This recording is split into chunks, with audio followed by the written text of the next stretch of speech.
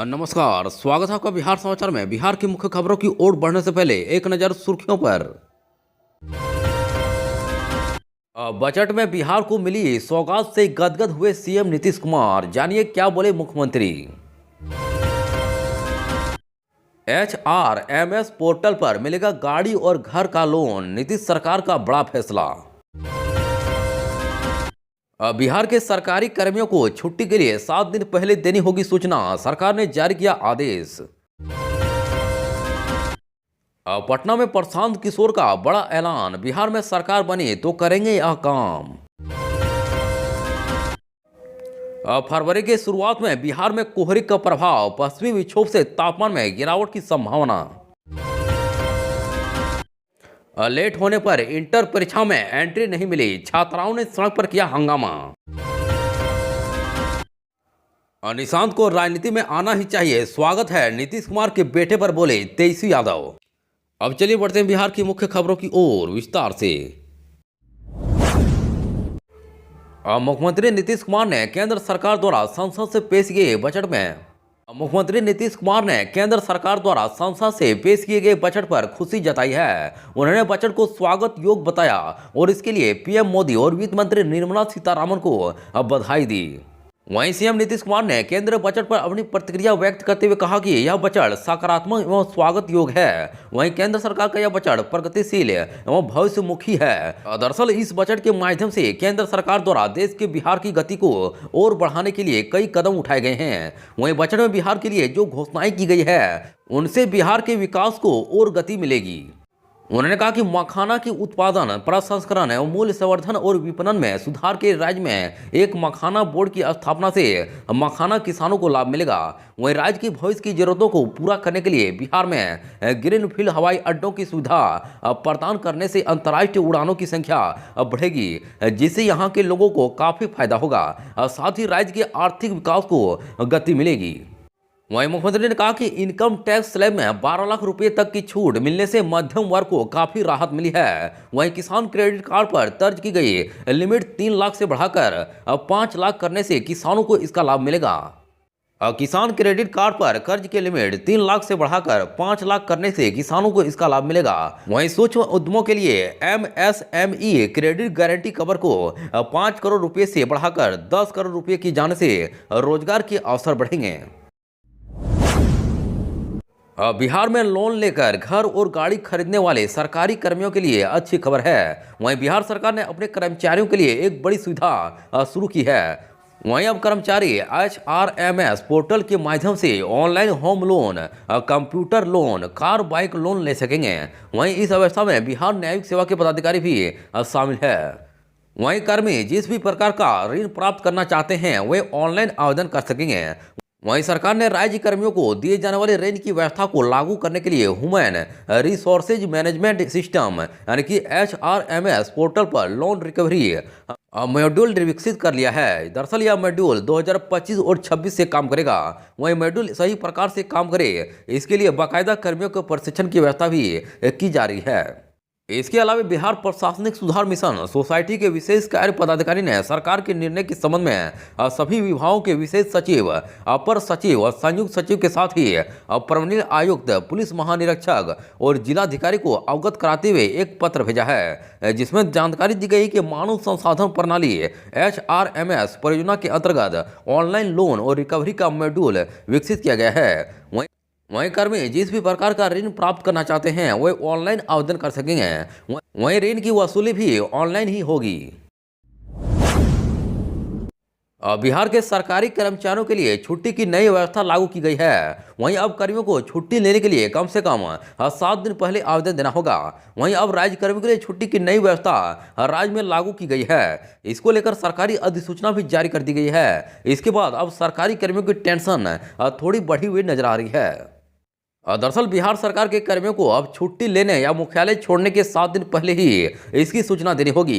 वहीं राज्य कर्मियों के लिए छुट्टी की नई व्यवस्था राज्य में लागू की गई है। वहीं सामान्य प्रशासन विभाग के अपर सचिव सिद्धेश्वर ने इसको लेकर सभी विभाग और इसके प्रधान तथा सभी प्रमंडलीय आयुक्त एवं सभी जिलाधिकारी को इस संबंध में निर्देश जारी किया है। दरअसल विभाग के अनुसार छुट्टी अथवा मुख्यालय छोड़ने का आवेदन छुट्टी या मुख्यालय छोड़ने के 2 दिन या 3 दिन पहले प्राप्त होते हैं। वहीं इसका परिणाम यह होता है कि सक्षम स्तर से इसकी मंजूरी लेने और उनसे संबंधित निर्णय की सूचना को जारी करने में विलंब होता है। इससे सभी लोगों को कठिनाई होती है। ऐसे में अब 7 दिन पहले छुट्टी का आवेदन देना होगा। बिहार सत्याग्रह आश्रम में जन सुराज अंबेडकर संवाद कार्यशाला का आयोजन किया गया है। वहीं इस कार्यशाला का विशेष था कि बिहार में दलित समुदाय के लोगों को शिक्षा के प्रति कैसे जागरूक किया जाए। वहीं कार्यशाला में दलित समुदाय के नेताओं और विचारकों और बुद्धिजीवियों ने हिस्सा लिया है। वहीं कार्यशाला को संबोधित करते हुए जन सुराज के सूत्रधार प्रशांत किशोर ने दलित समाज के उत्थान के लिए जन सुराज का विजन प्रस्तुत किया। उन्होंने कहा कि बाबा साहेब के प्रयासों से अनुसूचित जातियों को राजनीतिक भागीदारी मिली है, लेकिन आज भी दलित समुदाय का एक बड़ा वर्ग मूलभूत सुविधाओं से वंचित है। इसका मतलब यह जरूरी नहीं कि केवल एमएलए और एमपी बनने से ही समाज में सुधार आएगा। उन्होंने कहा कि जन सुराज ने तय किया है कि जब हम व्यवस्था में आएंगे तो राजनीतिक भागीदारी के साथ साथ दलित समुदाय के लिए 5 वादों को पूरा करेंगे। पहला वादा दलित समाज के बच्चों के लिए, क्योंकि सिर्फ 3% दलित छात्र ही 12वीं पास कर सकते हैं। इसलिए जो भी 10वीं पास करेगा और 50% से ज़्यादा अंक लाएगा उसे आगे की पढ़ाई के लिए 2000 रुपये प्रतिमाह छात्रवृत्ति दी जाएगी और साथ ही मौजूदा अंबेडकर छात्रावास का जीर्णोद्धार किया जाएगा। वहीं दूसरी सबसे बड़ी समस्या यह है कि दलितों के पास जमीन नहीं है। इसलिए जन सुराज वादा कर रहा है कि अगले 3 साल में अभियान चलाकर 100% से भूमि दलित परिवारों को 3 डिसमिल जमीन दी जाएगी। वहीं तीसरा, दलितों को खेती से जोड़ने के लिए उन्हें सरकारी जमीन लीज पर दी जाएगी। इसके साथ ही हमारे जो युवा दलित साथी अथवा स्वरोजगार शुरू करना चाहते हैं लेकिन पूंजी के अभाव में ऐसा नहीं कर पा रहे हैं, उन्हें सरकारी गारंटी पर पूंजी मुहैया कराई जाएगी। बिहार में फरवरी की शुरुआत के साथ मौसम में एक बार फिर से बदलाव होने की संभावना है। वहीं मौसम विभाग के अनुसार 1 से 3 फरवरी को 2 नए पश्चिमी विक्षोभ सक्रिय होने वाले हैं, जिसके चलते उत्तर बिहार में घना कोहरा छाया रहेगा। वहीं दक्षिण बिहार के कुछ हिस्सों में हल्का से मध्यम कोहरे देखने को मिल सकता है। वहीं इस बदलाव के साथ तापमान में भी गिरावट आ सकती है। वहीं मौसम विभाग के पूर्वानुमान के मुताबिक जनवरी के दिन उत्तर बिहार के अधिकांश जिलों में घने कुहासे का असर देखने को मिला, जबकि दक्षिण बिहार के कुछ हिस्सों में हल्के से मध्यम स्तर का कोहरा था। वहीं उत्तर बिहार के 19 जिलों में येलो अलर्ट जारी किया गया, क्योंकि यहां पर घना कोहरा रहेगा और इसमें पश्चिमी चंपारण, पूर्वी चंपारण, गोपालगंज, सीवान, सारण, सीतामढ़ी, शिवहर, मुजफ्फरपुर, वैशाली, दरभंगा, मधुबनी, समस्तीपुर, सुपौल, अररिया, किशनगंज, सहरसा, मधेपुरा, पूर्णिया और कटिहार जैसे जिलों में शामिल हैं। वहीं दक्षिण बिहार के जिलों में हल्के कुहासा रहेगा, जिसमें पटना, गया, नालंदा, नवादा और शेखपुरा, बेगूसराय, जहानाबाद सहित अन्य जिले शामिल हैं। वहीं बिहार के मौसम में फरवरी की शुरुआत से ही ठंड और कोहरे का प्रकोप बढ़ सकता है। वहीं आगामी दिनों में तापमान में गिरावट और पश्चिमी विक्षोभ के प्रभाव से कड़ाके की ठंड की वापसी हो सकती है। इसलिए जनता से आग्रह है कि वे मौसम की स्थिति के अनुसार तैयार रहें और सुरक्षित यात्रा करें। बिहार के नालंदा में लेट होने पर इंटर परीक्षा से वंचित छात्राओं ने हंगामा कर दिया। वहीं बिहार शरीफ के किसान कॉलेज में करीब 1 दर्जन से अधिक छात्राएं देरी से परीक्षा केंद्र पहुंची। उन्हें सेंटर में प्रवेश नहीं दिया गया। इससे वह गुस्सा हो गई और सड़क पर बैठकर जाम लगा दिया। छात्राओं का आरोप है कि वह समय पर परीक्षा केंद्र पर पहुंच गई थी। इसके बावजूद दंडाधिकारी द्वारा परीक्षा हॉल में उन्हें घुसने नहीं दिया गया। वहीं केंद्राधीक्षक का कहना है कि बिहार विद्यालय परीक्षा समिति की गाइडलाइन का पालन किया जा रहा है। वहीं छात्राएं देर से परीक्षा केंद्र पर आई थी, इस कारण उन्हें प्रवेश नहीं दिया गया। बिहार बोर्ड इंटर परीक्षा शनिवार से शुरू हुई। वहीं परीक्षा को लेकर बिहार विद्यालय परीक्षा समिति द्वारा पूर्व में सख्त गाइडलाइन जारी की गई।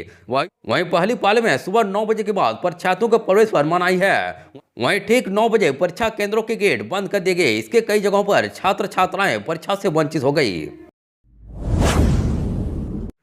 बिहार में विधानसभा चुनाव से पहले मुख्यमंत्री नीतीश कुमार के बेटे निशांत की राजनीति में एंट्री की अटकलें जोरों पर है। वहीं इसी बीच पूर्व डिप्टी सीएम एवं राष्ट्रीय जनता दल आरजेडी के नेता तेजस्वी यादव भी निशांत कुमार की सियासत में एंट्री की वकालत कर दी है।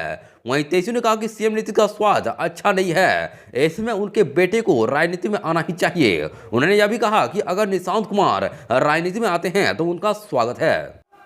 बिहार विधानसभा में नेता प्रतिपक्ष तेजस्वी यादव शुक्रवार शाम को वैशाली में मीडिया से बातचीत की। वहीं इस दौरान नीतीश कुमार के बेटे के सियासी एंट्री की अटकलों पर उन्होंने खुलकर प्रतिक्रिया दी। वहीं तेजस्वी ने कहा कि निशांत की राजनीति में एंट्री की वकालत तो की है, लेकिन सीएम नीतीश को उनके परिवारवाद के खिलाफ दिए गए पुराने बयानों को भी याद दिला दी। और दरअसल तेजस्वी यादव ने कहा कि साल 2024 में मुख्यमंत्री नीतीश कुमार परिवारवाद के खिलाफ बहुत भाषण देते थे। वहीं हकीकत यह है कि उनके मंत्रिमंडल में 80% मंत्री परिवारवादी हैं। उन्होंने कहा कि जनता दल यूनाइटेड जदयू दिवंगत शरद यादव की बनाई हुई पार्टी है। वहीं अब दूसरी विचारधारा के लोग इसे हाईजैक करना चाहते हैं। वहीं ऐसे में निशांत आते हैं तो अच्छी बात है। स्वास्थ्य क्षेत्र में बिहार ने बड़ी उपलब्धि हासिल की है। वहीं आयुष्मान कार्ड बनाने में बिहार गुजरात को पछाड़कर आगे निकल गया है। दरअसल बिहार आयुष्मान कार्ड बनाने में देश भर में तीसरा राज्य बन गया। बिहार में अब तक 3,67,48,077 आयुष्मान कार्ड बनाए जा चुके हैं। वहीं स्वास्थ्य विभाग के मुताबिक पिछले 10 दिनों के भीतर बिहार के सभी जिलों में अभियान चलाकर 2,70,00,000 लोगों के आयुष्मान कार्ड बनाए गए हैं, जिससे राज्य में आयुष्मान भारत योजना के लाभों की संख्या काफी बढ़ गई है और पूरे देश में बिहार तीसरे स्थान पर है। वहीं बिहार में आयुष्मान कार्ड बनाने का लक्ष्य 8.5 करोड़ निर्धारित किया गया है। वहीं आयुष्मान कार्ड बनाने के मामले में पहले स्थान पर उत्तर प्रदेश और दूसरे स्थान पर मध्य प्रदेश।